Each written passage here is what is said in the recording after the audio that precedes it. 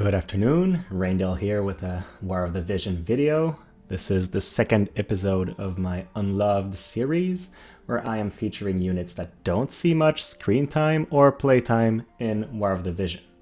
The unit that we're going to talk about today is Xiza, and she's in an interesting spot because Xiza is a unit that most people build, but only for her TMR, and then when she's built, she usually takes the bench pretty much forever, unless for some funky live PvP builds where she goes on to Charm, or in some raids for her steal time use.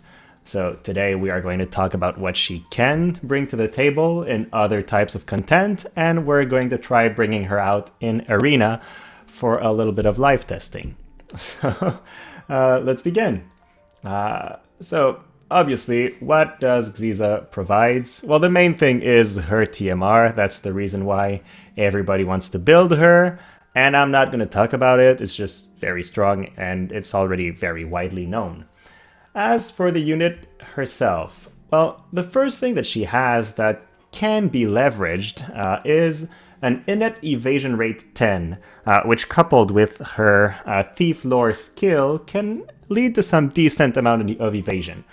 It's not Venera level, but if she's in her thief sub job and casts Shadow Cast, which gives an extra 40%, she can actually become very evadey and be a major nuisance for enemies. Then she's also relatively tanky, thanks to her resistances.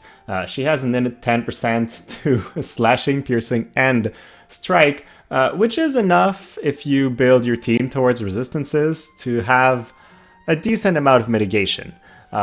She is, however, going to fear Holy very, very much because she has both the light weakness, the dark type, and then the weakness to magic. So if you're targeted by Holy, you're usually going down, especially since Xiza is usually run with high faith so that she can land her Steel Heart. So yeah, there's no way she survives Holy, and then magic attacks in general are pretty much her bane. Another really nice thing that she has is a jump of 2 innately, which coupled with Thief Lore can get her to move 4 jump 2, which is in the vast majority of maps enough to get around without being slowed down too much. So she can actually get to her enemies. But then, what does she do once she gets there? First, to talk about her passives. Xiza has a couple interesting passives. Her kit is sort of like a Swiss knife. So she has the Monk job, which is already I would say mainly a support-oriented job with a couple attacks. But then she has some slash damage in her Thief Sub Job, along with a lot of nice utility, and the Lancer jobs provides piercing type damage with AoE capabilities that she doesn't have in her other jobs. So that's pretty much how she's run. And then you're going to want to run the support abilities that go with the current sub job that you have equipped. Typically, I would say Strike Mastery and Thief Lore are the ones you're going to want to run if you want to run her for her usual damage. But if you're only running her for Steel Heart, for example, well, you don't really care about Strike Mastery. You're going to want to run HP up so that she can tank longer and perhaps charm another unit. And then if you're running her Lancer and you bang on her AoE, you're going to want to swap Strike Mastery for Pierce Mastery. So it really depends what you want to run. I don't really recommend Deadly Mastery. I don't think she has enough innate crit rate for it to really make a huge difference. And Acquired AP up is kind of a hit or miss, because I find that usually she doesn't survive long enough to use that many high AP abilities anyways, so I don't like Acquired AP that much on her. As for the counters, well, she's not the unit with the highest amount of innate damage, so you could run a Fist Counter or Counter Thrust, but I personally like Quick Action better, because getting the one extra turn where you can actually do something impactful is often more important than using a counter. And then most damage dealing units in the game attack from very far, and she actually won't be in melee range to use any of her counters, whereas Quick Action can be used no matter where the enemy is, as long as she's getting hit. So I like it a lot better than the other two options. So there we go. Now moving on to her actual kit. The first thing that I like to mention is that Tiger Gnaw, her limit break, it has a hefty AP cost, but it's a really, really high damage ability, and that in PvP. So let's get that straight. It has a slightly higher modifier than most limit breaks, running from 175% to 210%. But then, with the extra human killer on it, that means if you're hitting a human, you're actually hitting up to 260% modifier. So even if she doesn't have the highest base attack, that move is going to hit very, very hard on a human target. Now, so that was a limit break. Now for the rest of her kit, well, there's not that much to talk about. Pummel is a basic strike attack ability. It has 2 hits, so it can be used for dark chains, but there are better options out there. Store will increase attack quite a bit for 1 hit. It can be used to burst down a squishy target that you would normally kill in 2 hits and then get them in one. And the other options are very niche. Chakra can be used in Tower, for example, to restore TP. It's one of the very few abilities in the game that can actually do that. Revive is your panic button, but really, with 25% chance to work, it's not reliable at all. Then Purification can be useful, but this generally, if you're in melee range with your friend, you're not in melee range with the enemy. It's hard to place and have it have high impact in the game. And then Doom is just strictly useless. In 4 turns, the enemy has the time to kill all of your team before the Doom effect kicks in general. And then the Mage Sub Job provides a range attack and a piercing attack, but in my opinion, if you want range and multiple square attacks, you're going to be well, I can't speak, sorry. You are going to want to run her in the Remorse Sub Job because it has much better AoE capabilities and it has the same range in some of its abilities. So, let's take a look at those other 2 jobs. The first one is the Thief Sub Job. If you want to run Xiza with Evasion, you want her in the Thief Sub Job. That's because it gives her access to Shadowcast, which is the strongest multi-turn evasion buff in the game. And then Steal Vision, which in a way increases your evasion against that enemy, but also that of the rest of your team. So it's a way of increasing all of your team's evasion against one specific unit on the enemy team. And you can actually stack both, so cast Shadowcast and then Steal Vision, so that one enemy has no chance of hitting you, except with guaranteed hit abilities. These are, however, moves, for Steal Vision at least, that the AI won't really use. If it can do damage, it will opt for that, so it's tricky to use. And anyways, if you want to trick your AI into using one of the Steal moves when it gets within range, you probably want to use Steal Heart. So that leads me to the other 2 moves that she has. Steal Time, great for raids, because it can ensure the buzz doesn't act, although lately we've been getting raids that were immune to it, but there will be some other in the future that can be steal timed. And then Steal Heart will charm an enemy. That is great in live PvP because your other characters won't hit the same character. If you want to use Steal Heart in Arena, there are ways to make it work, but in general, the other members of your team will then proceed to hit the target that you've charmed, especially if that target has hate. So it's very difficult to actually make it work properly. Usually, if you're lucky, the enemy will get 1 turn before another one of your units removes the charm, but don't expect it to be as impactful as it is in other contexts. Now the Thief Sub Job also gives her the option to do dark slash damage, but Snipe Dagger has a very high AP cost, so you're probably not going to be using her for chaining that much. You're going to be able to cast it once, maybe twice if it's a very long fight, but not very often. It's not a very reliable means to chain, and it has the same damage multiplier as a Pummel, so it actually deals less damage in her case than Pummel does because of her init strike damage up. So it's not that powerful a move, but it is an option that she has in her Swiss Knife kit. On the other end, the Lancer Sub Job has a lot of nice attacking moves, and that's basically all it provides. So I personally like Shadow Stick, which has a rather high multiplier and hits all 3 squares in front. Nighthawk is her ranged attack, but it has a very low modifier, so it's not going to hit very hard. And then in the bottom, we have Earth and Glory, which is very interesting. If Xiza can get in the back line, she can often hit 2 or 3 of the enemy units with this. So it can be very powerful, but it has a very high AP cost once again, so it's difficult to place several times in a fight. And then it also enters in competition with her Limit Break, which does a very high amount of single target damage, so sometimes you would prefer to have her use one over the other, depending on what team you're facing. The other move that the Lancer job provides that I really like is Mana Strike. It's a move that damages AP, and 4 to 12% modifier may seem really low, but in reality that's around 2 to 300 damage, generally, so it is more than enough to reduce the enemy's AP to 0. So even if you're running her in the Lancer job in manual play, because the AI will never use Mana Strike, it deals less damage than a basic attack, so it's going to use basic attacks over Mana Strike. But in manual play, if you're running Xiza as a Lancer, the enemy will often think that you don't have any kind of CC moves, but Mana Strike is very similar to a CC because you just reduce the enemy's AP to 0, and they find themselves in a spot where they can't execute their game plan the way they wanted to. So it's a very surprising move that people usually don't see coming.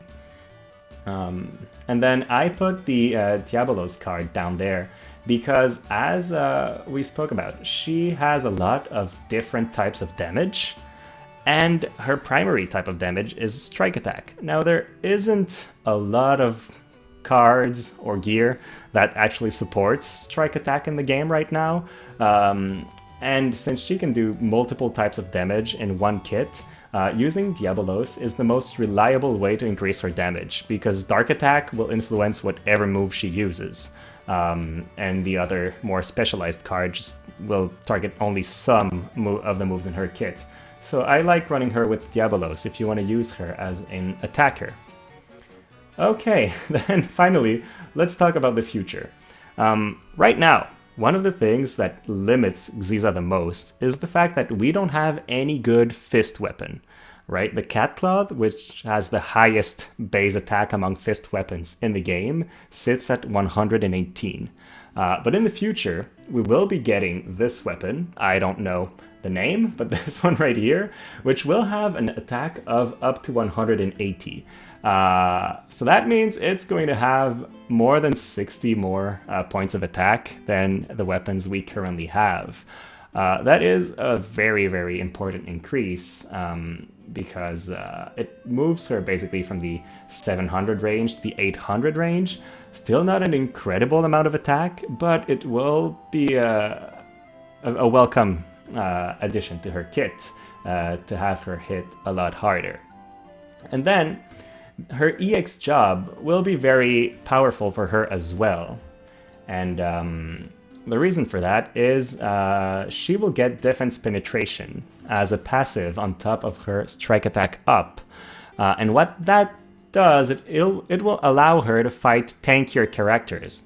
So right now she has some decent modifiers and not that high of an attack. So if she's attacking a target with a high amount of defense, her damage is almost negligible. And that's one of her core weaknesses. So she has a short range, she has to get into the danger zone to damage, and then if she's hitting the targets that are the tankier on the enemy team, she's not even doing that much damage. But that new passive will will give her an increased ability to damage tanks, and she can actually become a threat to them. Then she will have an improved Pummel Strike, her go-to basic ability, and 165% makes it a very decent ability. It's a lot more than 133%, and the Light Killer on top can be useful in some matchups. But the move that I really like in her EX kit is the new one. Once again, we don't know the name yet, but it has a very high modifier of 200, a 3-square range, which is more than any other move in her basic main job kit, and then it also decreases attack resistance by 30. And this is a very unique effect. The only other unit that can decrease attack resistance right now is Yerma with her Limit Break, which costs over 40 points of AP, whereas this move, for only 26 AP, will increase any single target damage received by your target by 30% for 3 turns. I believe this will make her a much more interesting attacker. She will still have the drawbacks of having a short range and not having the highest amount of attack, but it should be enough to make her into a very versatile and interesting attacker. Whereas right now she can deal very decent damage, as we'll see in Arena, but it's not as much as any of the top tier attackers that we have right now. So with this in mind, let's take her to the arena and we'll see how it goes. Alright, so here we are in Arena. Let's take a look at our team. So the first thing that I'd like to mention is I am running Xiza with Duane for a couple reasons. The first one of those reasons is I needed her to have a tank that will take the couple first hits, because she is tanky enough to tank one hit and die on the second hit from the enemy attackers, but that's not enough to let her actually do damage. So if I have someone else tanking 1 or 2 hits before she gets attacked, then she has time to do the damage we need her to do. And then Duane also has a mastery ability that increases HP and dark attack for other units. And my Diabolos card is not maxed. Now I want to feature Xiza with the equivalent of a maxed Diabolos card, and Duane provides just the difference in dark attack up that I needed to showcase her properly. So we have her at around 4000 HP and 725 attack. If we had this new fist weapon, this would be 800, because mine is sitting at only 90 attack right now. It's not maxed out. So this could be much higher, keep that in mind, and then obviously EX job and blah blah blah will make her even stronger, but let's not get that far into it. I also have her with 35 defense, running with Golem. I didn't especially want to run Golem, but for our team I needed Niv'Lu to have more agility than Xiza, and Xiza has a really high init agility, and my Niv'Lu is only 89. So running Golem, which is a very low agility Esper, was what I needed for the team comp to work the way we wanted it to. So the way the fight is going to happen is Niv'Lu will move forward and start casting Quicken on Duane. Duane will then use Revitalize, move forward, then get an extra turn, increase his own defense or attack depending on where on what distance he is to the enemy. And then during this time, Xiza will use Inherited Tyranny, which provides defense penetration, which, as we spoke about earlier, is necessary for her to be able to hit tanks. And then Niv'Lu will start casting a second Quicken on Xiza, meaning that she will either use Store and then move forward to attack, or if she's already in range to attack, she'll move in and attack twice in a very short succession. So this is what we want them to do. Let's see how it goes. Alright, so unfortunately, we are in the beginning of the week for Arena, so we don't have access to the strongest opponents, but I was able to find one with 399 units, and since we're just trying out the team comp for starters, let's begin with a weaker opponent, and then in successive matches, we'll move them to stronger opponents. One thing I forgot to mention is that Xiza right now is in the Thief Sub Job, and any range ability aside from Steel Heart are disabled. So in her second turn, if she can get to within 3 squares of the enemy, what she will do is attempt to Steel Heart, and then once she gets in melee range, she'll begin attacking, and her AI will not use Steel Heart again. But then, if she cannot get to within 3 squares of the enemy, she's going to use Store, move forward, and then on the next turn attack. So we have 2 different scenarios, one in which she CCs and one in which she goes in for the kill immediately. So, let's run the battle, see how it goes, and see if our game plan goes according to what we think it will. And this also goes to show that you can actually really influence the way your units fight if you test it a bit and toggle your AI and your agility scores to do what you need them to do. So I'm not sure what the enemy will be doing. They will likely be staying back and buffing a little bit, which will allow us to move forward. There goes our first Quicken on Duane. Duane will then use his defensive buff because nobody's in range, which is what we want him to do. That gets him to over 50 defense, which should be enough to tank a couple hits. And then Niv'Lu begins casting on Xiza. So Xiza has Store. So her next attack is going to hit really hard, normally. And Duane is taking the aggro, which means that Xiza gets to live long enough to do her attack. So in goes the Quicken, and let's see the attack. Alright, Limit Break, Tiger Gnaw. Now, my Tiger Gnaw is only level 5, but it still did over 5,000 points of damage on a cane. Like I said, we're in the early levels of the arena, our opponents are not at the strongest, but it does show that she can actually do very decent damage if she's built for it. Remember, we only have 700 something attack. I've seen canes run as much as 1000 attack when they're built properly. So I think this was a decent showcase of the damage she can do, but let's try to find a tougher opponent and see if it really works as well as we're seeing here. Okay, here we go. Second match. So we have a magic damage dealing team, so we're going to see how our team fares against our weakness of magic damage. But none of them are especially tanky, and they don't have a dedicated tank. So it might go well, depending on who gets to attack first, and if Duane can live long enough for Xiza to do damage. And then one thing that was interesting is their Miranda is running Vow of Love, so she'll be the first target if we get a choice of multiple enemies within range. So once again, the battle begins, our Xiza moves forward, our Duane uses Revitalize, and then he's going to have the first Quicken cast on him. There we go. So, Duane then buffs his own defense and moves forward again. So he's in range to get attacked by the enemy now, and Niv'Lu starts casting the second Quicken. Xiza is not in range of the enemy, so I am surprised that she did not use Store. I'm gonna have to look up why that was the case, because in last battle she did, and we didn't make any change whatsoever. So let's see. Okay, so she's not within attack range, but she could use Steel Heart because it has a 3 square range.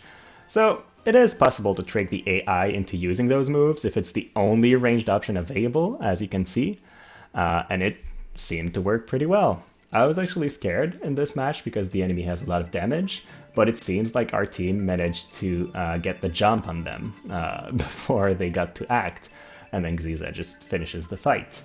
So I think that was a pretty good showcase of how you can actually make use of Steel Heart in some very, very specific scenarios. Okay, let's try to find a third and final match, and one that's especially challenging, because I want to see how it goes against very powerful teams. Okay, here we go. Now, I find our enemy team this time around to be particularly scary, and the reason for that is they have a character that can use Holy, and another magic damage dealer.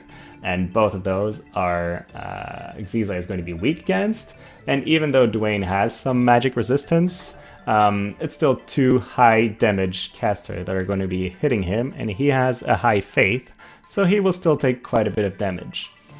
Let's see how it goes, though.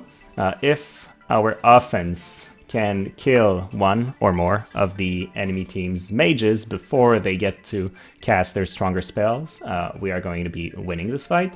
And if that can't happen, well, we'll lose. So it's basically a damage check. Whichever team takes the other one out first wins. So we have the usual start where we begin casting our buffs and Quicken, which means that Duane will be far forward of our Xiza, so she should not get hit by any AoE. Then, yeah, he manages to hit first, which is very nice because we hit the enemy before they were able to use their barrier. Now the next attacks on her will do a lot less damage. Okay, we got a steel heart. That's nice, but as you can tell, Duane will get a turn before Vinera gets to act, and so will Xiza, so the steel heart actually won't have an impact this time. Or it will, because her AI was intelligent enough to go for Killfei. See, I'm surprised sometimes by how the AI makes their decisions, because now she was in range to attack. So the only scenario I can see is if Xiza has no freezes. Or not! Okay, great. So we'll be able to see the rest of the match. I would have been very sad if we didn't get to see it. Now, Flare will probably kill Xiza right away, so that's unfortunate. But as I was saying, the reason why this Xiza went for Steel Heart immediately was because she did not have any chance of hitting Vinera. Now, we'll probably lose the match because I don't believe Niv'Lu will be able to hit Vinera at any point in this fight, so she's just missing all over. But it was interesting to have two enemy units charmed for a while. I think for anyone who believes that it's impossible to make your team use those status effects well, I think we had an interesting showcase here where, yeah, we did charm a couple enemies and it was fun. But yeah, it didn't win us the game or anything. Now, I usually like keeping this to 3 fights, but I still have an orb left, and we have not touched the Lancer sub job at all. So I'm going to switch her to Lancer and switch her Strike Mastery to Pierce Mastery for one final battle, where we can see if the Lancer sub, with its capacity to do AoE damage, actually performs better or the same as the Thief sub job. We have an enemy team here that seems very strong. Let's see what the VCs are. They're not all maxed, but high enough that we can consider this a decent test of our abilities. So let's see how it goes. So this time we want Xiza to move in range to perform AoE attacks as much as possible, and she does have ranged abilities enabled this time because we don't want her to run Steel Charm. She doesn't even have the ability right now. So our usual start, the enemy moves in range to attack immediately. That's interesting because if Xiza survives, she will then be in a better position because she has a buff, and the enemy Kayn will have no AP, no buffs. So it all depends on whether she can take the hit or not. Now, she does have an innate 10% resistance and a pretty high defense of 35, so she does survive. Good. And then we can see Tiger Gnaw, which I expect will do a lot of damage and possibly get a kill. It did. There we go.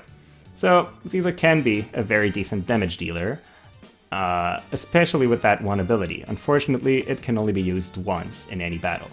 And then Pummel with the haste, looking pretty good.